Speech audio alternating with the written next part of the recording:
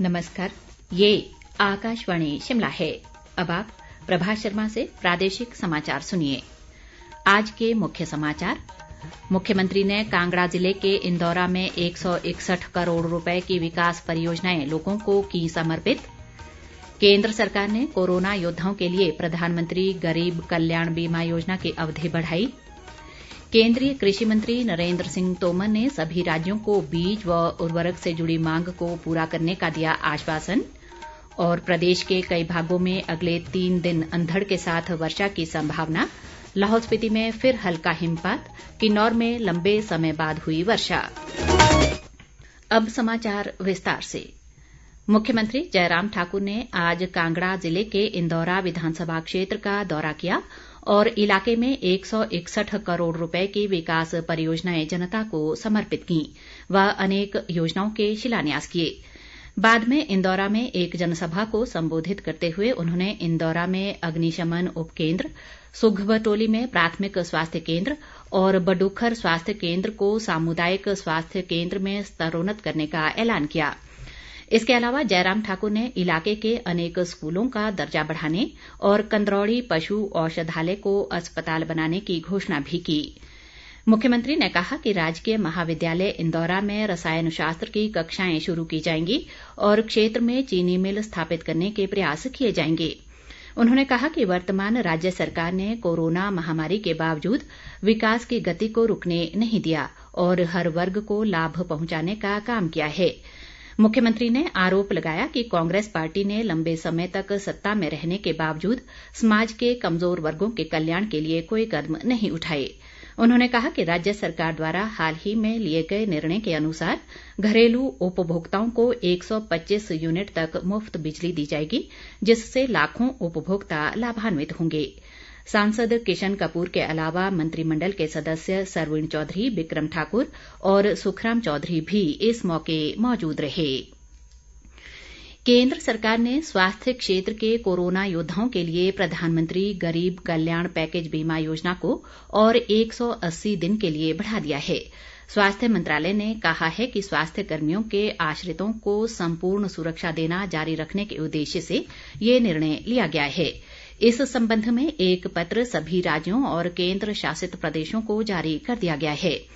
सामुदायिक और निजी स्वास्थ्य कर्मियों सहित 22,12,000 स्वास्थ्य देखभाल प्रदाताओं को 50 लाख रुपए का समग्र निजी दुर्घटना कवर उपलब्ध कराने के लिए मार्च 2020 में प्रधानमंत्री गरीब कल्याण पैकेज बीमा योजना की शुरुआत की गई थी।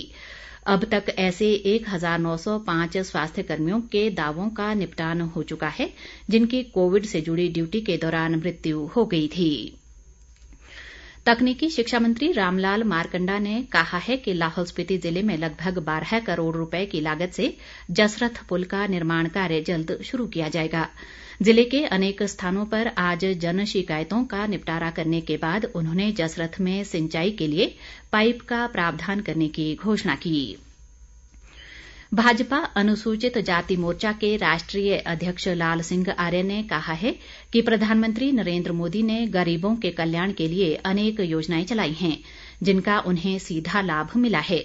शिमला में आज प्रदेश भाजपा अनुसूचित जाति मोर्चा की बैठक में भाग लेते हुए उन्होंने आरोप लगाया कि आजादी के बाद से कांग्रेस पार्टी ने गरीब तबके के लिए कोई काम नहीं किया, जबकि भाजपा सरकार गरीबों के कल्याण के लिए काम कर रही है।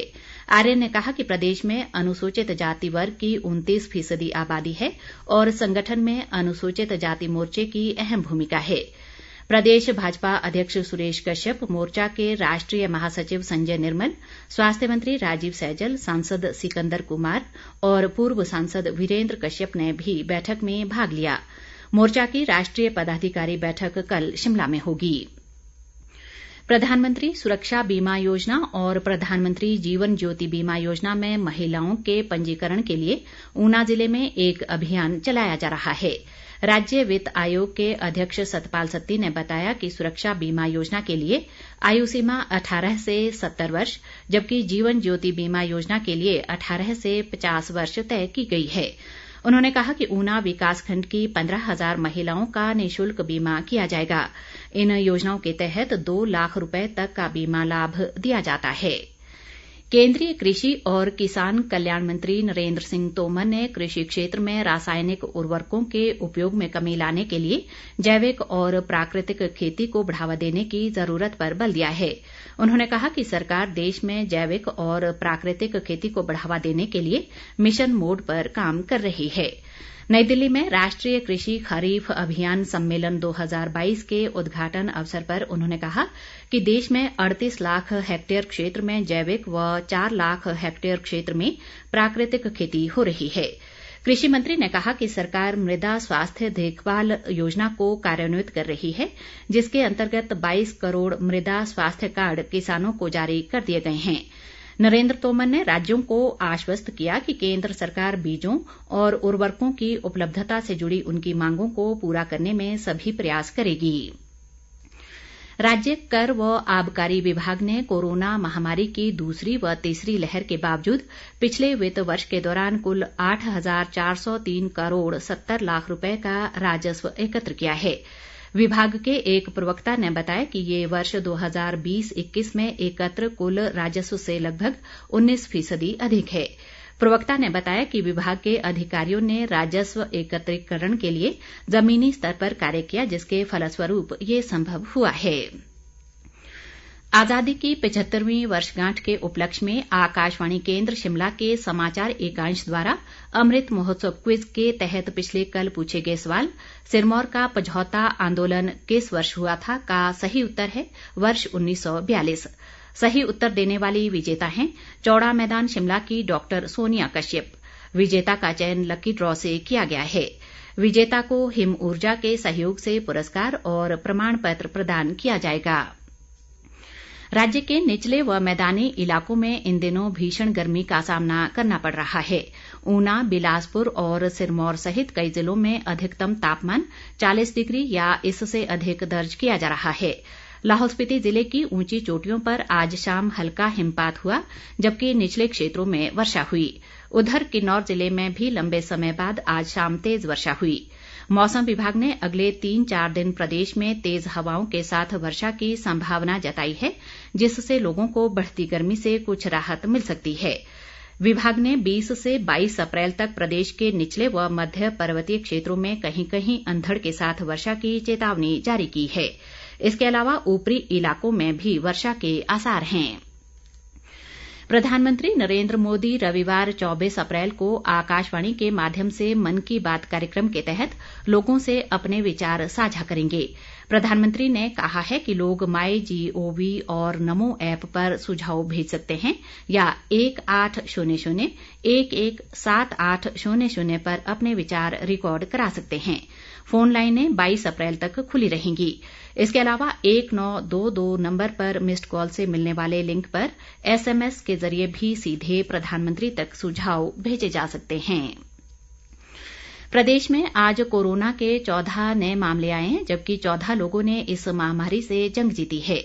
राज्य में इस समय कोरोना के 63 सक्रिय मामले हैं। कांगड़ा जिले में 21, चंबा में 10 और हमीरपुर, मंडी, सोलन और ऊना जिले में कोरोना के 7 सक्रिय मामले रह गए हैं। प्रदेश के 4 जिलों बिलासपुर, किन्नौर, लाहौल स्पीति और सिरमौर में इस समय कोई भी सक्रिय मामला नहीं है। राज्य में अब तक इस महामारी से 4,115 लोगों की मृत्यु हुई है। इंदिरा गांधी राष्ट्रीय मुक्त विश्वविद्यालय 26 अप्रैल को अपना 35वां दीक्षांत समारोह मनाएगा। नई दिल्ली स्थित इग्नू मुख्यालय के अलावा 32 चयनित क्षेत्रीय केंद्रों पर भी दीक्षांत समारोह होगा। क्षेत्रीय निदेशक जोगेंद्र कुमार यादव ने बताया कि क्षेत्रीय केंद्र शिमला का दीक्षांत समारोह केंद्रीय आलू अनुसंधान संस्थान में होगा। इस दौरान दिसंबर 2020 और जून 2021 में डिग्री, डिप्लोमा या प्रमाण पत्र कार्यक्रम उत्तीर्ण करने वाले विद्यार्थियों को प्रमाण पत्र प्रदान किए जाएंगे। अंत में मुख्य समाचार एक बार फिर। मुख्यमंत्री ने कांगड़ा जिले के इंदौरा में 161 करोड़ रुपए की विकास परियोजनाएं लोगों को की समर्पित। केंद्र सरकार ने कोरोना योद्धाओं के लिए प्रधानमंत्री गरीब कल्याण बीमा योजना की अवधि बढ़ाई। केंद्रीय कृषि मंत्री नरेंद्र सिंह तोमर ने सभी राज्यों को बीज व उर्वरक से जुड़ी मांग को पूरा करने का दिया आश्वासन। और प्रदेश के कई भागों में अगले 3 दिन अंधड़ के साथ वर्षा की संभावना। लाहौल स्पीति में फिर हल्का हिमपात, किन्नौर में लंबे समय बाद हुई वर्षा। इसी के साथ ये समाचार बुलेटिन समाप्त हुआ। नमस्कार।